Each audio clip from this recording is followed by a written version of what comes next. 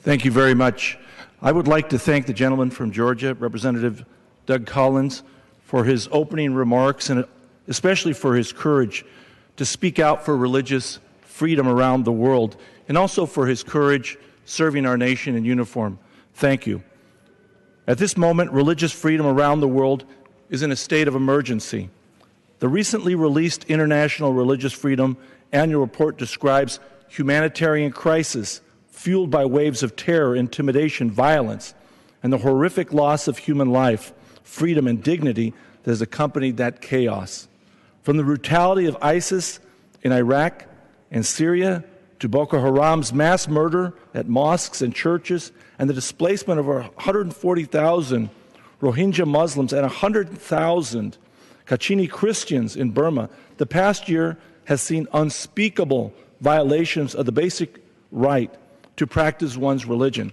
Additionally, blasphemy laws, the vast displacement of religious minorities, and the persistent attacks on religious communities and places of worship should all be a cause for concern. Today, I would like to highlight the plight of religious minorities in ISIS-held territories a year after the fall of Mosul.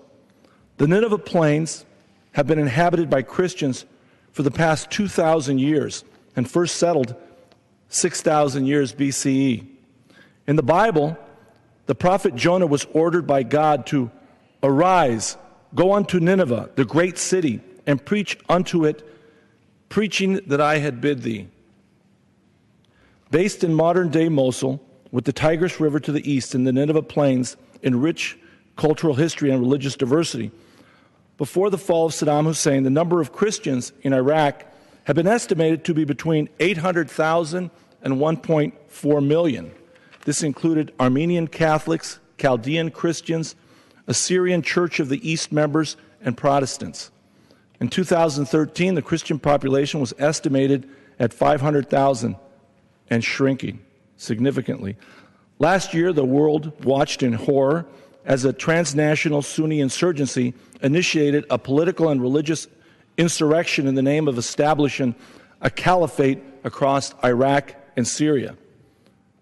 After ISIL established its control over the northwestern Iraq, these Islamist insurgents warned religious minorities living under its jurisdiction to either convert to Islam, pay a cumbersome religious tax, or be executed.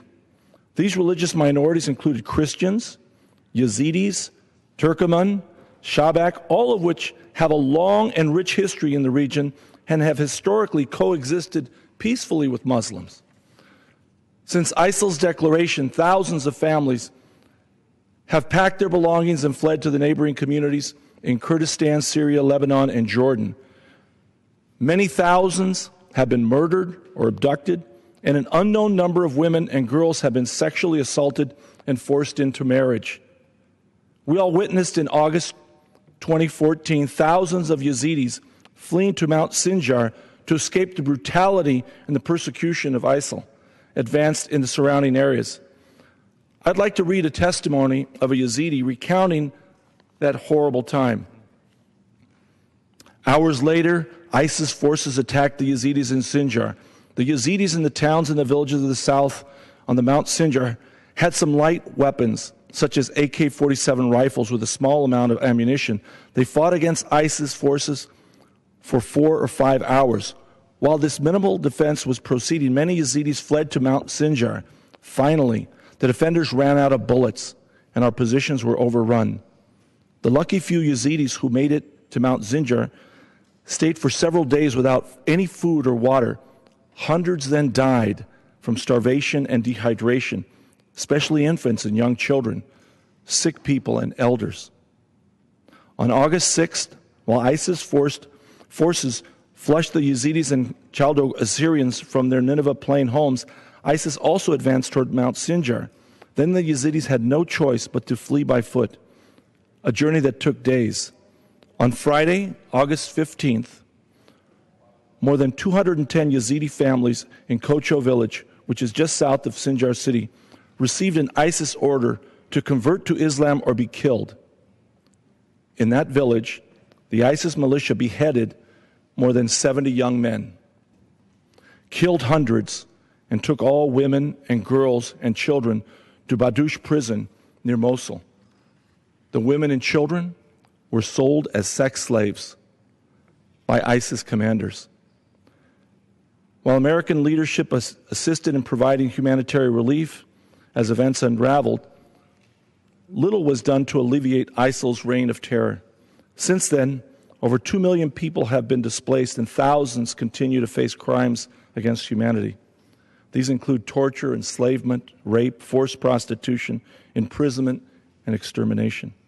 Additionally, as a means to eradicate the history and heritage of these different groups, ISIS has led a campaign to destroy cultural and religious properties. Assyrians and other Christians have seen the destruction of the statue of the Virgin Mary at the Immaculate Church and the tomb of the prophet Jonah, and numerous churches have been destroyed, looted, and burned down. In closing, I would like to echo the words of Pope Francis, who eloquently stated, quote, "Our brothers are being persecuted, chased away. They are forced to leave their homes without being able to take anything with them. I assure these families that I am close to them and in constant prayer. I know how much you are suffering. I know you are being stripped of everything." End of quote. Thank you, and I yield back the balance.